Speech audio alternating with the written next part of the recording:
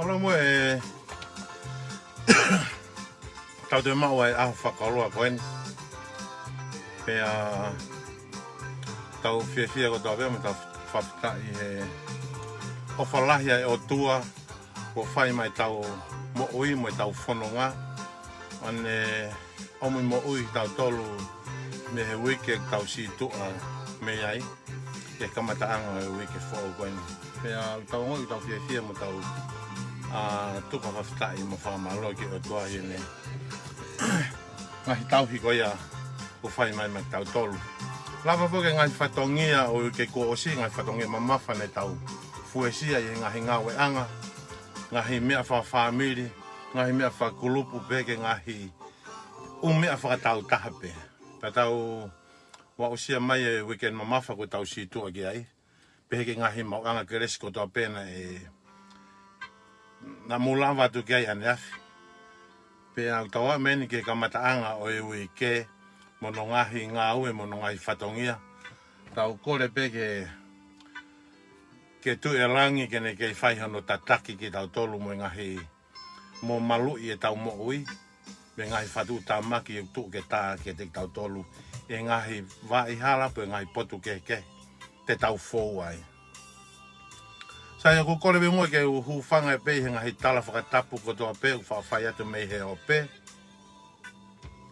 Kai ata mua maoku ki whainga maari ko ni ke hoko atu ai e tau wha popo talano mo tau lave lave whikau aki mo ngahi mea mo ngahi i siu e lava o whakahoko ki he pure anga ki hangahi lerei whakaluku fua e inasi ai e whanua whakatoa. Pea inasi ai mo ngahi kolo, peke ngahi whamiri, pea pefo ki he ngahi mo ui whakatau taha. Sau tau wofi foki pea panaki ai teu whiri ko ia tonga tapu ulu aki. Pea ko loto peke to'o mai e poini ko ni ke whahatau lawe lawe kia hea honi. Whikau aki mo tonga tapu ulu aki.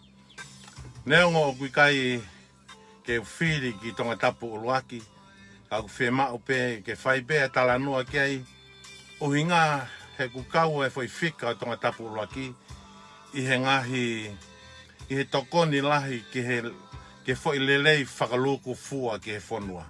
Kono uhinga ia au whai ai pou ki he teu whiri ko ia tonga tapu ulu aki. He ko hoko whai whika ko ia.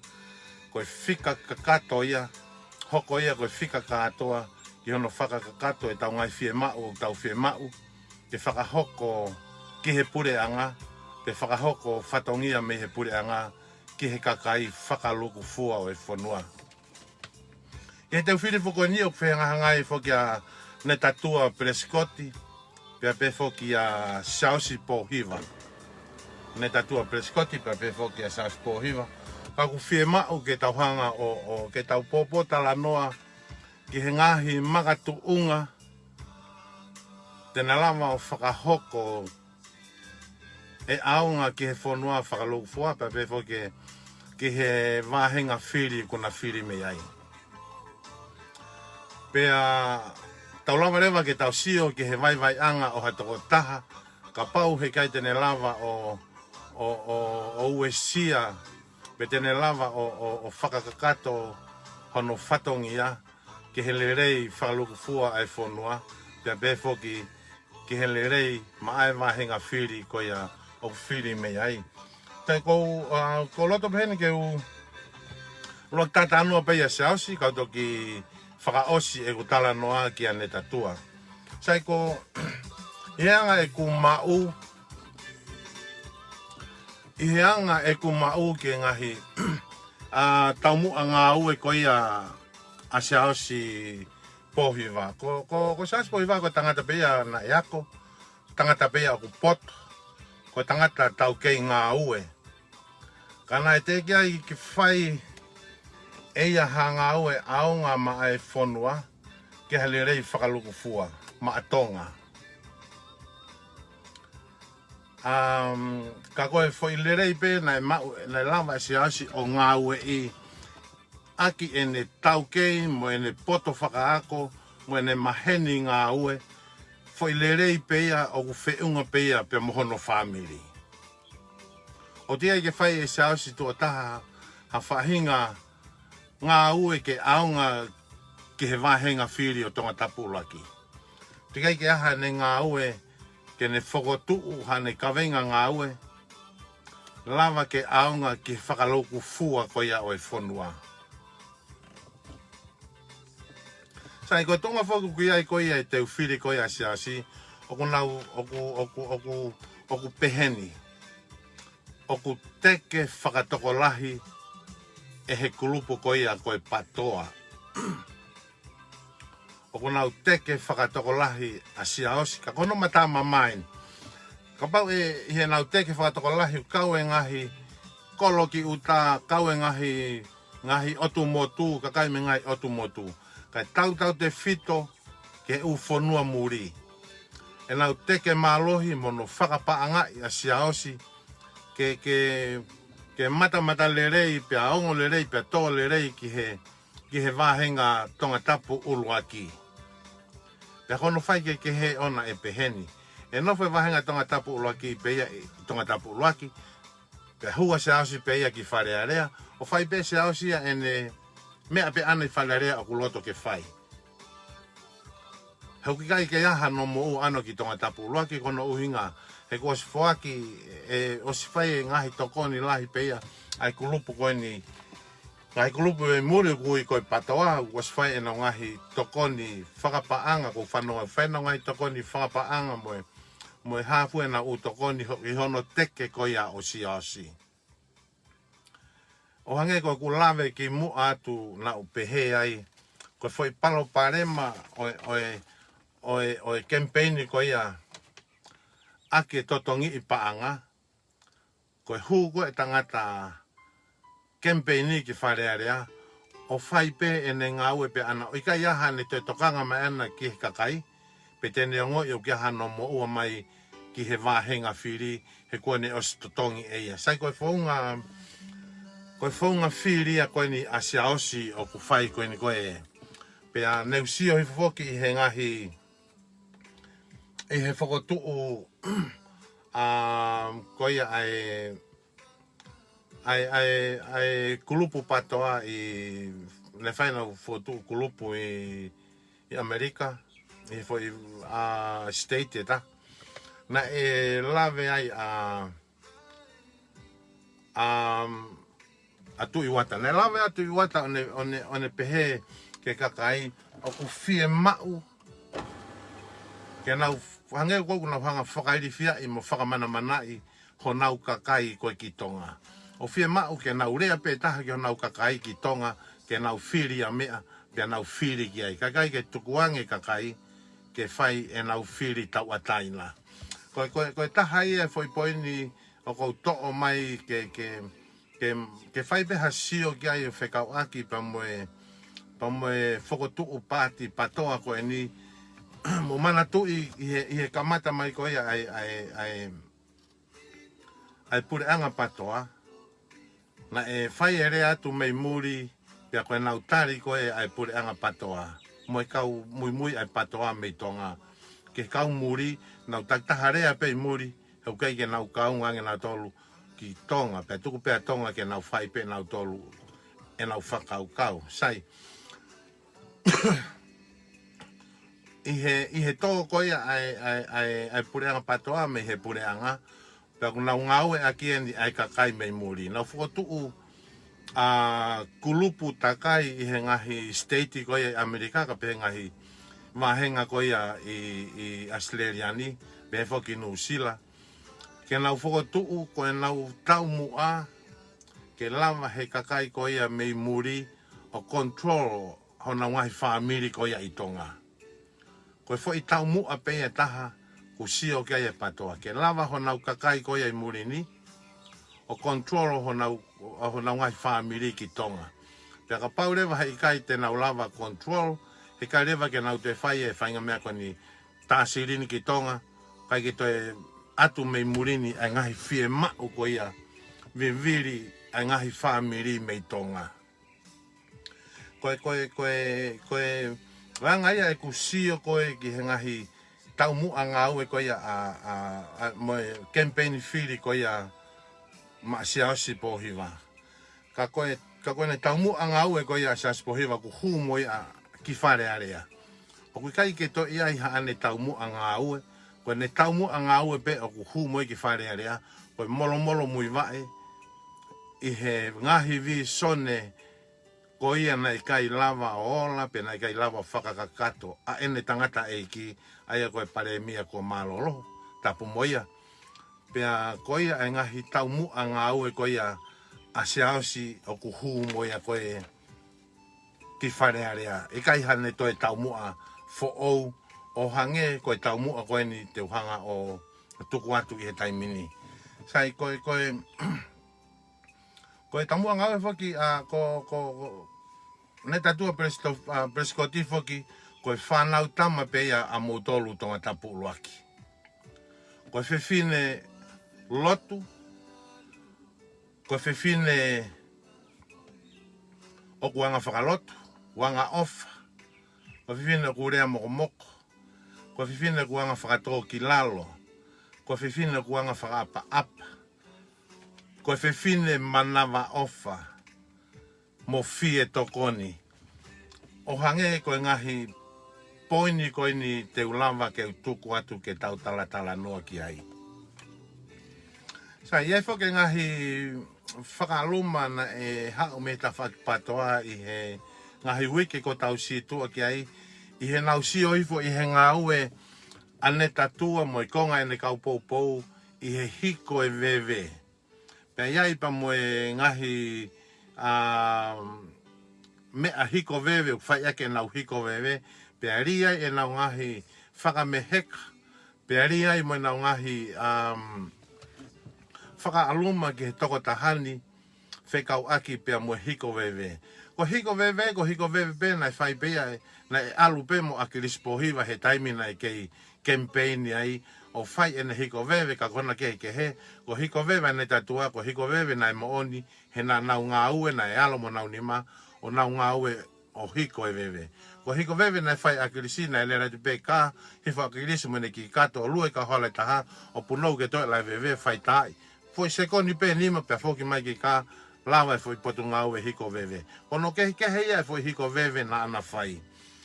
Sai koe hiko vewe koe ni nai whai koe ni e ne tatua pe mo ne kau pou la nau hiko e vewe mo whakamaa ai u e ria nai fie mau he nau ngā ue ke nau hanga o hiko e vewe ke maa. Pena nau hiko o maa, pena mahino o ku maa pe whaka ofo. Koe taimi ko toa pe ko tau a mi ho tau ngahi api. Koe taimi ko tau a he pongpongi o ko tau a o whaka mau ho tau mohe anga. Pelu ho tau kafu. Ai whalere mo tau pilo, whalere mo he anga osi. Ta hu mai tafi ai e tau mea tau kai. Pag tau sio kia hangahi mea, hangahi mea au whemau ke whakamau po opo. Toenga me he po uri na tau si tua mea i tau lava whakamau ia. Pako tau hu ki tua i he matapake tau anga oka. Kia hangahi vewe, au tau lava to'o mga hi la i vewe ko ia. Koe whaunga ta tau ia na e whai ko ia e ne tatua i he ngahi whe toko ni. Sai koe anga ene ngahi tokoni ane tatua na e whai ke ngahi langa whakalakalaka ai whonua kai whekau aki pia moe ātakai. Sai koe ne tatua whoki na e mahino na e osi ako ane tatua pe na ia e ngahi potu ngā ue i he ngahi pure a ngai fisi o ngā ki Papua New Guinea i he ngahi pure anga i Pasifiki na e ngā ue a neta ia.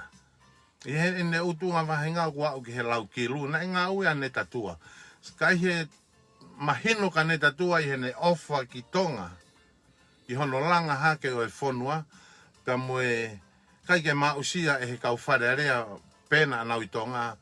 Hangahi tokoni ke nau malawa o whengai hangahi tona ke tokoni ke nau whakapaanga o ngā ue whakalakalaka ki he ātakai i tonga. lama lerei e ne tatua. Sai ne whakakoa ne tatua o tukuange e ne ngā ue na e wahe lau kilo ai, pia na e tangutu pei o ofisi, pia maa. Kai foki ki tonga ko e ne sio ki hano langa hake o e whanua. Pia whakakoa ne tatua ke kau pia mo e wahenga ko ia na e tupu mea ai a wahenga tunga tapu laki ke ne hanga o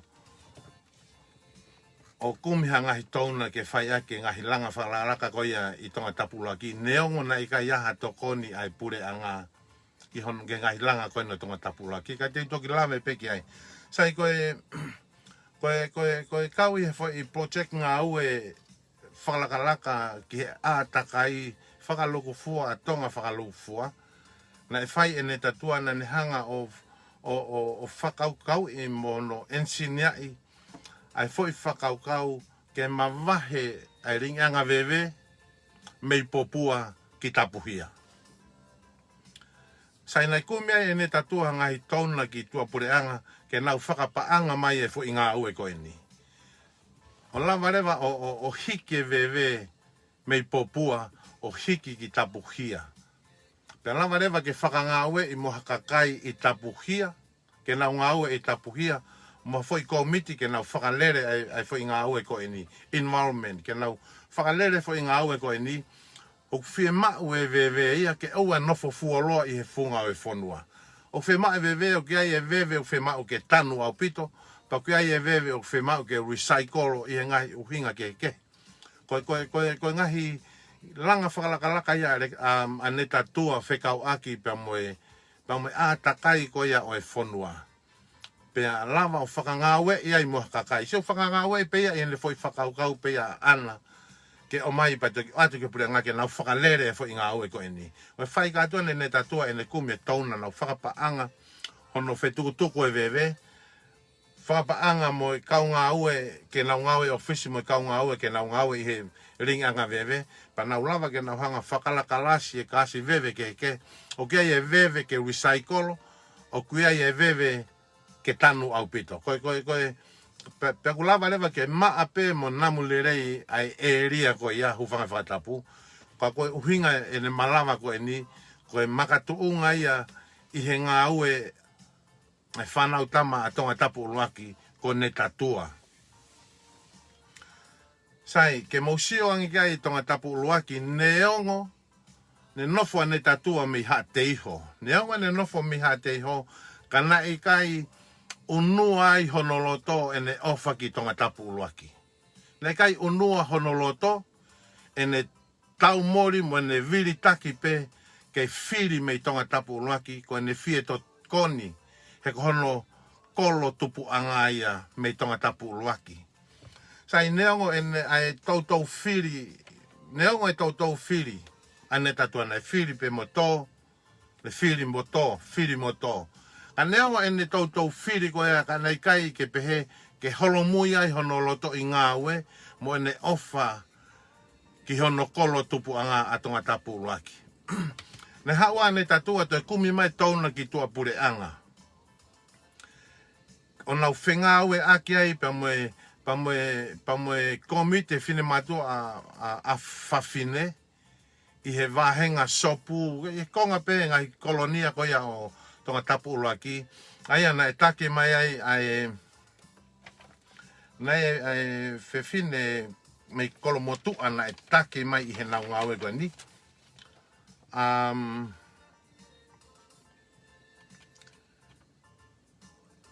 Kaike, na e take mai o nau hangai o hake ai e foi langa whakalakalaka koe ni koe i kolomotua. Nau hake foi langa whakalakalaka koe kolomotua. O langa, o nau lava ai he tokoni koe ni o tanu e hala, u hala tu kona i sopu. Alua te he u e ria koe whangi kolonia koe o tonga tapu uluaki. Na nauhanga o tanu e u hala koe ni mo varita. Koe taha ia e ngahi taumu a ngā ue, mo e langa ngā ue, mo e langa whonua, na e whai e ne tatua. Kai ke he, atua e whakamalo ki he, ki a Olivia pehe ki ki he foi kulupu fine matu a lang whakaraka e potunga e fine matu a i he wahenga a sopu pe ko kolomotu pe ko fe wahenga na mo iai i ho mo tokoni mo pou o mo ngā au e ofi mo ne tatua o lama whakahoko ai fo i ngā au e ko ia o no tanu mo no marita ho mo ngahi hala i ho mo ngahi kolo ko ia ka koe kolonia ki kolomotua ki tonga tapu uluaki. O kou whakamea pango ia i he kusio hifo e taha i he fo i interview na i whai e siaosi ma mo se tita na kia e se tita ka siaosi peanga whewhe ai tū kunga kui ai ano i he mui sopu ai aku nofo ai kau sopu. Pek tunga whewhe ai pekuanga whewhe ai tuunga ai tū kunga o kua o ki ai ano i mui sopu. Ko whakamea pango ia i he fo i tari koe ni a siaosi neonga koe lau he whainga ni koe fo i tari maari kau weni i he fo i tari whakavare mo tae whakaukau e. Koe fo i tari koe a siaosi koe ia ki a seti tana ne pehe kuoanga pe kakaia he ano. Kau e fo i tari maari e lahi. Kuoanga pe kakaia he ano. Siaosi pohiva. Aia ko ho whakaukau ia mo e taimi mo e tau e tolongo fulu tupu ke whango fulu na e whare area ai ho tamai ho mo whakakaukau ia tuku pea mui sopu ia mo u eria ko ia kawahia he ano he kuona wanga peki nau tolu i he nofo he ano whakaofo ofa. Ko whe ha taimi te ke whakakaukau ai ke whai ha whainga ngā ue ke si tanu e ano ko ni kai lava ai eria ko ia o mātuu mo mohe lerei ai ngahi whāmiri ka tau te whito ki he nau whānau. Ko whe ha taimi. Tau pe, ka pate ke hua wharearea, ko pehe, ka pate ke te nofoi wharearea, fwoi tau e tolo no o hange, o ho molo mui wa e ho tangata e ki. E iai ha fwoi taimi loto he waha taimi ko ia, te ke lava o whakaukau i ha wheituu ke mao mea paanga ke tanu aki ai mui sopu po koe wheitu koe au kuano.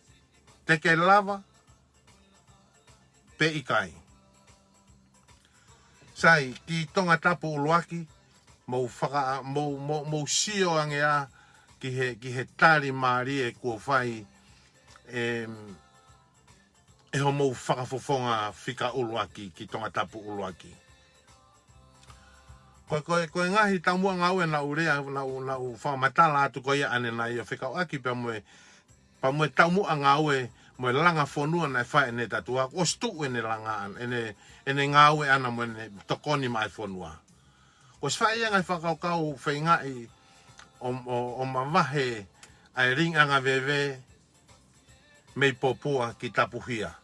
Fotu ai pa moe environment koe ia ke na hanga recycle ke ue toi nofu ai whainga na namu mo kino haa ko ia i he eria ko ia kaulava ke to recycle o hange ko ia ko umea au whai mei murini. Ko e whakatu ia e ne tatua. Ko e wheinga paanga pea ane tatua e ne tohio kore ki tua pureanga ke nau whakakakato hono whai e fo i ngā ue ko ini. Ko hono ua e ne ngā ue tokoni ke he hono wahenga whiri ko ne kore mo touna ke nau whakapaanga mua ke tanu e ngahi hala ko ia i e wahenga kolomotua. I tonga tapu laki. Leo ko e tanu e wahenga sopu, ka ku whai mai pe e ne ngā ue ka pau ke ne whakakakato ke tofu hia ko toa a e wahenga whiri tonga tapu uluaki. E tonga tapu uluaki hange ko ka tata te whito ki he wheitu ko ia ku lau nofo he ano. O ku mauloto ke tanu homo area, pe ku mauloto pe motolu ke maunofo pe i he ano, hau e ngahi to'u mahaki he taimini, wa nau kau ai mo e misere, kamatai hake mai ngai to'u mahaki ke, ko i hea koe nofo fuolo ai vai i ho mo area. O kia i ha mou whakakaukau, mo ha mou whakaamu, mo ha mou ngahi misi, ke vaveni hano tanu e ano ka mo nofo le rei ho mo turiki ko ia. Ka paku au ho mo ngahi misiki ai, pea mo whiri ia ne tatua Prescott. O ku malawa e ne tatua Prescott ke ne whai ai kore ke tua pureanga o kune ilo ai whei tuu mauanga paanga ke kore ka nau tolu ke nau whakapaanga ai ngā weni. Tene lava eia o whai i he whaunga vave, mo matu aki pau, kai whakawhau i he lao o maka tuunga ia i hane hū ki whare area. E toi vave ange mo toi pau ange e ne ngā ue kore hangahi tauna ki tua pureanga, pa te nau hanga respect ia ne tatua i he ngahi kore tene whai, o ka pau te mo ave a ne tatua ki whare area, o ho mou whafufonga mo mou reo ki whare area.